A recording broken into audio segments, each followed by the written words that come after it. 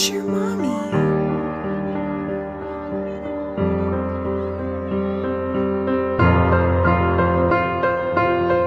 Is marriage about what adults demand or what children need?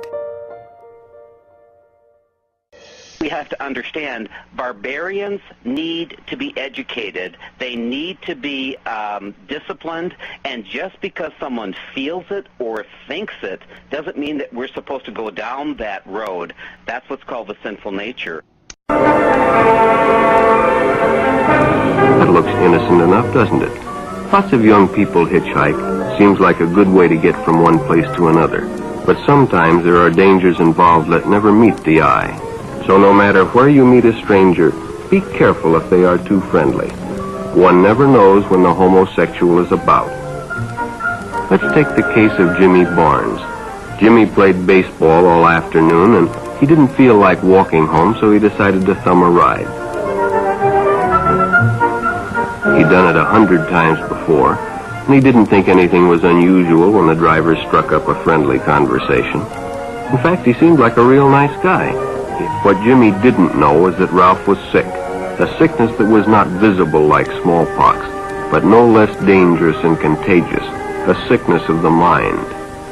You see, Ralph was a homosexual, a person who demands an intimate relationship with members of their own sex. So no matter where you meet a stranger, be careful if they are too friendly, if they try to win your confidence too quickly, and if they become overly personal. One never knows when the homosexual is about. He may appear normal. PENIS goes into the anus to rupture intestines. More a man does this, more likely he'll be a fatality or a homicider.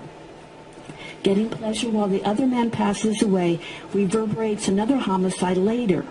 UNESCO, United Nations, has gender and bioethics conferences combined.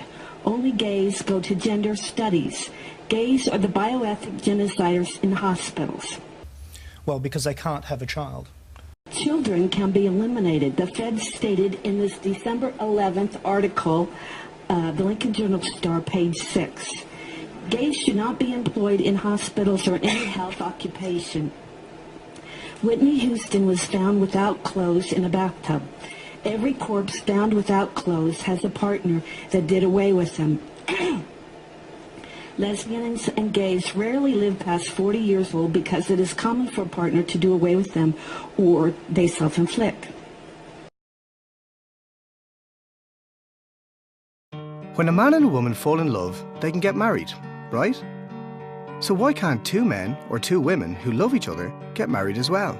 Isn't it discrimination to stop them? Except, it's not discrimination to treat different situations in different ways. Everyone in caring, dependent relationships deserves legal protection. But the relationship of a man and a woman is unique. Only a man and a woman can make new life. Only a man and a woman can give a child a mum and a dad. No two men and no two women can ever do this. So it makes sense to treat something unique in a unique way. That's not discrimination. Marriage is a private promise between two people, but it has a big public purpose as well. That purpose is unique and important, to give children the love of their mum and dad in one family. Of course, not all married couples have children, but every child ever born has a mum and a dad. Marriage between a man and a woman recognises this basic fact, and that's why marriage is our most important social institution.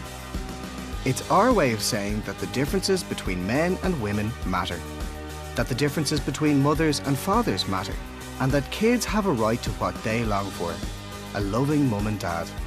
So let's not change the message of marriage by redefining it. For the sake of our children.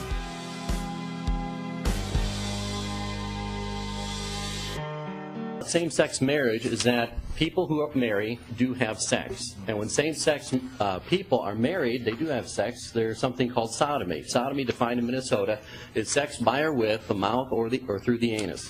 When there's ejaculation into a vagina, there's a barrier there, as in your packet it states there, of a cellular tissue that doesn't allow the sperm that has an enzyme at the head of it to penetrate the blood flow. It is designed to go to the egg. That enzyme is designed to burn the outside membrane of the egg cell, go inside the egg, and then deposit the DNA. We call that conception.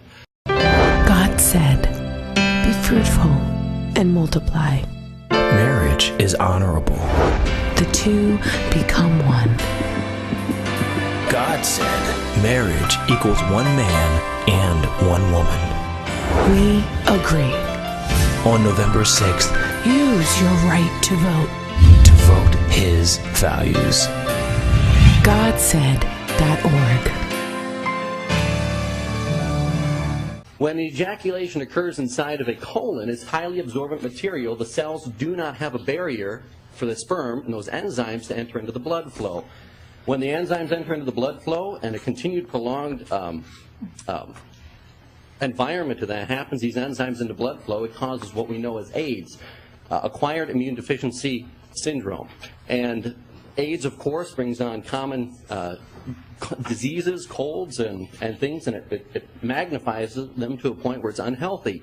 Not only does it strengthen the disease within the carrier of AIDS, but it also, with a person that has a destroyed immune system, but it also strengthens the disease that can be spread to the society at large. My name is Jim Campbell. I'm from New Jersey, and this is my prayer for America. And we need a lot of prayers. We need the family to get together again like we used to. Life in general would just be much better. I'm Catherine Rodriguez, and this is my prayer for the world.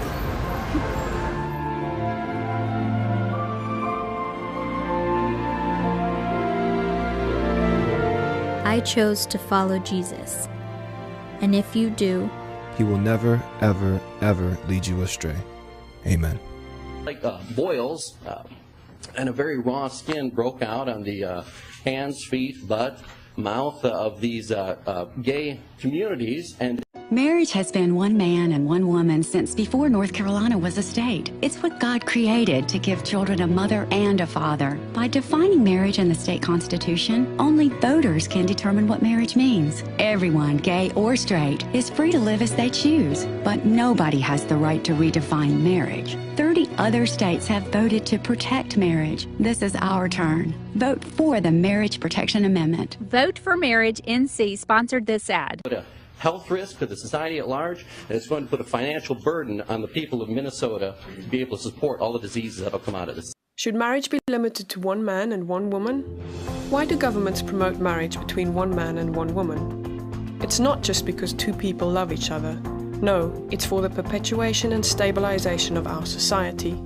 This understanding of marriage is rooted in the biological facts of nature. But do we really have any compelling reason to maintain such a narrow definition? Or has the time come for the government to revise and expand our understanding of marriage to include same-sex couples? When it comes to the behavior of its citizens, a government has only three options.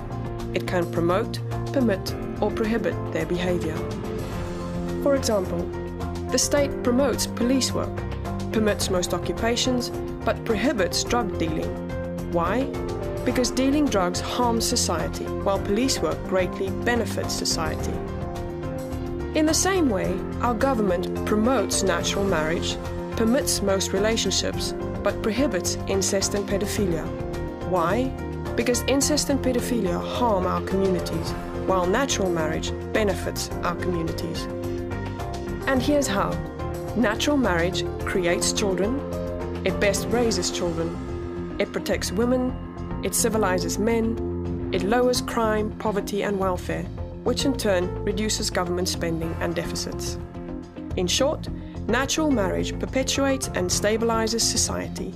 Everyone benefits from that, even those who don't get married. Health risk to the society at large, and it's going to put a financial burden on the people of Minnesota to be able to support all the diseases that will come out of this. When Bobby recognized the stranger as the man in the restroom, the shortcut under the pier didn't seem like a good idea at all.